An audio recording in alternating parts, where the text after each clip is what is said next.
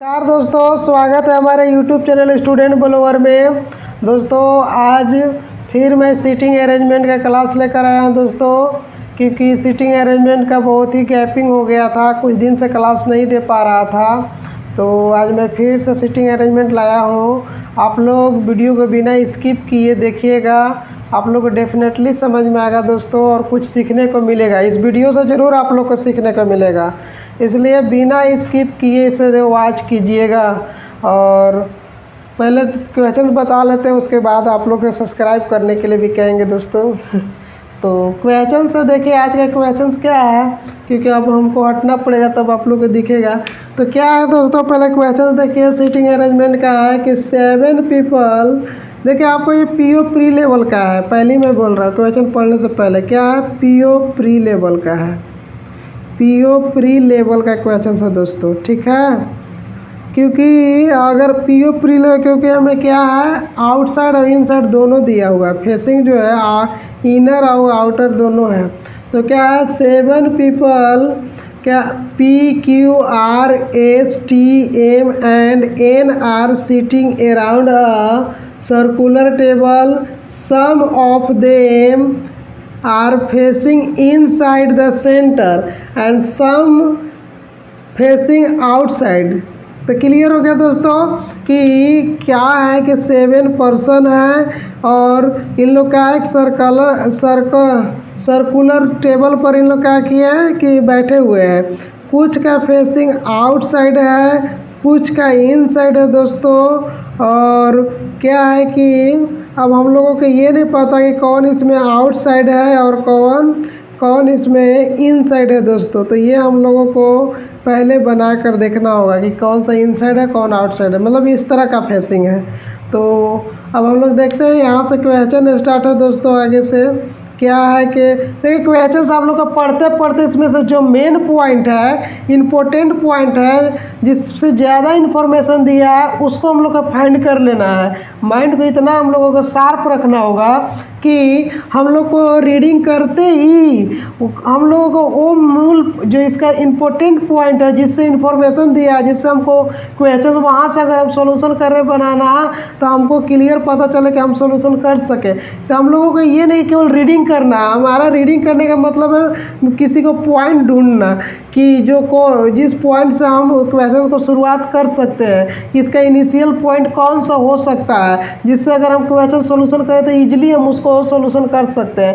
ये नहीं तो क्या हुआ कि अगर पॉइंट मान लीजिए एम से शुरू कर दिए, पी और एम से शुरू कर दिए, पता चला कि बीच में जाकर अटक जाएंगे, तो वो अच्छा नहीं, उसमें आपका समय खत्म होगा। इसलिए हम लोग को रीडिंग करने का मतलब ये नहीं, रीडिंग तो हम इसलिए भी करते हैं कि आप लोग अगर इसमें दोस्तों इतना छोटा छोटा लिखते हैं, बोर्ड छोटा है इसके कारण बहुत छोटा छोटा हम लिखते हैं, तो आप लोग के ना दिख नहीं रहा होगा, इसलिए एक बार हम रीडिंग करते हैं। और रीडिंग के साथ साथ मेरा रीडिंग करने का मतलब है कि आप लोग भी एग्जाम हॉल में बैठिएगा तो आप लोग रीडिंग करते हुए आप लोग इसमें कर जो एक बेसिक पॉइंट है, इंपॉर्टेंट पॉइंट है, कोई ना कोई एक इंपॉर्टेंट पॉइंट है, जहाँ से आप स्टार्ट कीजिएगा तो आपको ईजिली आप सोल्यूशन कर लीजिएगा। इसलिए हम लोग पहले इसका इम्पोर्टेंट पॉइंट को ढूंढने की कोशिश करेंगे रीडिंग करने के दौरान ही, ठीक है। हमारा क्या रहेगा, रीडिंग के ड्यूरिंग ही हम लोग को उस पॉइंट को फाइंड करना है, ओके। तो देखिए हम लोग अब यहाँ से देखिए क्वेश्चन स्टार्ट है, R seat second to the left of T, ठीक है, यहाँ तक clear. Who is facing outside, देखिए ये वाला आप लोग इस पॉइंट को समझिएगा, क्या कि R seat second to the left of T, who is facing outside. Who is, देखिए यदि टी कॉमा के बाद हु लिखा है, हु किसके लिए आया दोस्तों, तो जब भी आएगा टी, जैसे मान लीजिए कोई पॉइंट दे रहेगा, कॉमा दिया उसके बाद हु है, तो आपको क्लियर अगर पता चलना चाहिए कि जब अगर टी के बाद कॉमा, मान लीजिए कोई भी अलग रहेगा, ये टी नहीं, कोई भी अगर नंबर या मान लीजिए कि अल्फ़ाबेटिक रहेगा, कोई भी रहेगा, तो अगर हु है तो हु इसके जस्ट पहले को डिनोट करता है। हु किसके लिए आया है, तो टी के लिए आया, ठीक है। तो टी के लिए हु है, तो मतलब क्या है, यहाँ लिखा है ना कि T who is facing outside. Outside किसको बोल रहा था, टी को बोल रहा, हु जो है टी को डिनोट कर रहा है। तो हु इज फेसिंग आउटसाइड, तो हु कौन है, टी है, तो टी का फेसिंग क्या है, आउटसाइड है, क्लियर। क्लियर हो गया होगा दोस्तों। अब आगे देखिए क्या है, N seat fifth to the right of R and both face opposite to the direction. देखिए इसका मतलब, देखिए मेरा रीडिंग करने का मतलब आप लोगों को कुछ कुछ बताना है।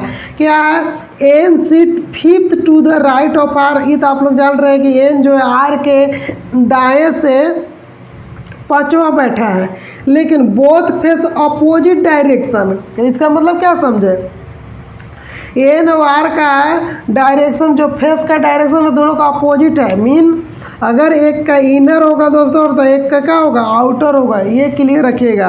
अगर एन आर का दोनों का अपोजिट डायरेक्शन में फेस है तो एन अगर इनर साइड देख रहा है तो आर का होगा आउटर। अगर आर इनर होगा तो एन क्या होगा, आउटर होगा। Is it clear. अब नेक्स्ट के पॉइंट क्या है दोस्तों, तो M sits two faces away from N place, sorry faces पड़ गए। M sit two place away from N. M जो है एन से 2 प्लेस दूर बैठा हुआ है, ठीक है। P and M are immediate neighbours. P and M क्या इमीडिएट नेबर है। इमीडिएट तो आप लोग ऑलरेडी बता दिया है। अगर यहाँ देखिए P, अगर इस जगह पर अगर P है तो यहाँ पर क्या होगा, M होगा, या यहाँ P है तो यहाँ M होगा। इमीडिएट मतलब तुरंत उसका नेबर्स है, पड़ोसी है, ठीक है। अब क्या है, P and M are immediate neighbours. N and Q are not immediate, लेकिन N और Q क्या है, इमीडिएट नेबर्स नहीं है। फिर क्या है दोस्तों, immediate neighbours of R face the opposite direction. R का जो इमीडिएट नेबर्स है उन लोगों का फेस क्या है, अपोजिट डायरेक्शन में है। दैट आर इज फेसिंग, लेकिन किसका फेसिंग, देखिए यहाँ देखिए, यहाँ इस पॉइंट को आपको क्लियर कर दे रहा है। अगर आर मान लीजिए सपोज यहाँ बैठा है, आर का एक नेबर P है, एगो क्या है, आर है, तो ये क्या बोल रहा है कि immediate neighbours of R face the opposite direction. तो देखिए अपोजिट डायरेक्शन, तो इतना से अगर ये यहाँ तक अगर पॉइंट दिया रहता दोस्तों अपोजिट डायरेक्शन, तो आपको क्लियर नहीं होता कि आप क्या समझते कि आर का, अगर आर का 2 इमीडिएट नेबर का P एंड M है तो आप समझते कि इसका ये अंदर होगा तो इसका बाहर, अपोजिट। तो ये नहीं है, यहाँ कुछ और बोला। क्या बोला, दैट आर इज फेसिंग। हमको किससे इसका कंपेयर करना है, अपोजिट डायरेक्शन में इसका नेबर को, तो आर से। अगर आर आपका इनर की ओर अगर इसका फेसेस है तो इन लोग का आउटर होगा दोस्तों। अगर आउटर की ओर है तो इन लोग का इनर होगा। बस ये आर से इसको कंपेयर करना है, ये नहीं कि दोनों का ये दोनों दिया है ना, इसका नेबर, आर का नेबर एम और पी से कंपेयर नहीं करेंगे। हमको किससे करना है, तो आर से करना है। Is it clear. अब आगे की ओर और क्या पॉइंट है, तो immediate neighbour of T face the opposite direction P. हाँ देखिए, ये देखिए इसका पॉइंट अलग है। देखिए immediate neighbour of T face the opposite direction. अगर टी का, अगर मान लीजिए यहाँ टी है तो टी का अगर नेबर, अगर एगो मान लीजिए कि पी है और एम ही है, दोनों मान लेते हैं, तब पी का जो इमीडिएट नेबर इन लोग का अपोजिट डायरेक्शन, अगर इसका अंदर की ओर होगा तो इसका बाहर की ओर होगा। ये कहने का मतलब है, टी से इसका कंपेयर नहीं करना, पी और एम कंपेयर करेंगे। क्लियर हो गया होगा दोस्तों पॉइंट, जो बेसिक पॉइंट है आप लोग के बताते चल रहे हैं। हाँ, फिर क्या है, P and Q do not face opposite direction. P and Q का फेसेस जो है दोनों का अपोजिट डायरेक्शन में नहीं है दोस्तों। अब क्या है, एक क्वेश्चन आप लोग के लिए दे दिए, इससे 5 क्वेश्चन आएगा दोस्तों, लेकिन हम एक देते हैं क्योंकि बार बार मिटा के हम लिख देंगे तो वीडियो लंबा जाएगा, उससे कोई मतलब नहीं है। क्वेश्चन पर जब ये पजल, अरे सीटिंग, जब आप लोग सीटिंग अरेंज में जब सॉल्व कर लीजिएगा तो क्वेश्चन का आंसर देना कोई आपके लिए बड़ा काम नहीं है। क्या, जैसे इसी पूछेगा who seats immediate right of Q के इमीडिएट राइट में कौन बैठा है। फिर पूछेगा एम और एन के बीच में कितने लोग बैठे हैं, पी के जस्ट राइट में कौन बैठा है। ऐसे ही क्वेश्चन 5 पूछ देगा। मेन होता है इसको सॉल्यूशन करना। तो हम लोग पहले अब सॉल्यूशन करेंगे दोस्तों। तो क्वेश्चन पढ़ते पढ़ते हम लोग कुछ पॉइंट ढूंढे। आप लोग देखिएगा कि R seat second to the T, R और टी से रिलेट किया है और टी का फेस भी एकदम क्लियरली बोल दिया है कि क्या आउटसाइड है। तो यहाँ से हम शुरू करेंगे तो कोई दिक्कत नहीं है, एकदम हमको डेफिनिट पॉइंट मिल रहा है कि आर जो है टी के सेकेंड लेफ्ट में बैठा है और टी का जो फेस है आउटसाइड है। तो हमको एकदम क्लियर है हमको यहाँ से पॉसिबिलिटी लेने की कोई ज़रूरत नहीं है, तो हमने पहले 7 ले लेते। देखिए कोई ऐसे भी लेकर चलता है दोस्तों सर्कल बना के, और कोई ऐसे भी, लेकिन हमको इस तरह से होता है, सर्कल वाला में क्लियर नहीं होता। आप ऐसे कीजिएगा तो अपोजिट लिखने में असर से रहता है। आप लोग अपना लगाइएगा, लेकिन मेरा इसी तरह से लगाते हैं। अगर मेरा अप्रोच लगाइएगा तो आपको अच्छा लगेगा, और नहीं भी है लगाइएगा तो कोई दिक्कत नहीं, आप जैसे कीजिए। तो हम लोग ये मिलने 7 मेंबर के लिए 7 प्लेस लिख चुके हैं दोस्तों। अब सबको हम इस पर प्लेस करने की कोशिश करेंगे। क्या बोला है फर्स्ट पॉइंट के R seat second to the left of T, T who is facing outside. T, अभी हु के बारे में हम लोग बताया कि टी के लिए वो करेगा, जो उसके पहले रहेगा उसको ये क्या करता है, डिनोट करता है। तो T who is facing outside, तो पहले हम लोग क्या गिर भी रहे दोस्तों नींद के। तो टी क्या है, आउटसाइड इसका फेसिंग है दोस्तों। टी का हम फेस आउटसाइड कर दिए। अब क्या बोल रहा है कि जब आउटसाइड है तो आप लोग को बोले ना कि क्लॉकवाइज और एंटी क्लॉकवाइज, तो ये आपका क्लॉकवाइज है, इधर एंटी क्लॉकवाइज है। ये जो अब हो जाएगा जब आउटसाइड इसका फेसिंग रहेगा, तो ये आपका लेफ्ट हो जाएगा, और ये क्या हो जाएगा, राइट हो जाएगा, इसका राइट। ये आप लोग ऑलरेडी जानते होंगे, और इसको आप लोग को समझना चाहिए कि ये आपका, अब अगर इसका इधर के फेस होगा अपने से भी डिनोट कर सकते हैं, ये नहीं कि एंटी क्लॉकवाइज करने की कोई ज़रूरत नहीं है। अगर आपको पता है कि हम अपना फेस से कंपेयर कीजिए कि इधर के अगर हम करेंगे तो हमारा लेफ्ट किधर होगा, तो इधर लेफ्ट होगा, और नहीं तो आप समझिए कि क्लॉकवाइज और एंटी क्लॉकवाइज। अगर बाहर की फेस है तो आपका एंटी क्लॉकवाइज जो होगा वो आपका क्या ओह गला फंसने लगता है दोस्तों। क्या है कि एंटी क्लॉकवाइज रहेगा तो आपका एंटी क्लॉकवाइज जब अगर फेसिंग आउट साइड होगा तो वो आपका लेफ्ट हो जाएगा, और क्लॉकवाइज राइट हो जाएगा। बट बस इतना ही। अब आगे देखते क्या है। तो आर क्या है, तो आर जो है seat second to the left of T, तो R second to the left, तो यहाँ कर दिए दोस्तों, सेकेंड है ना लेफ्ट में, 1 2 क्लियर। अब आगे क्या है कि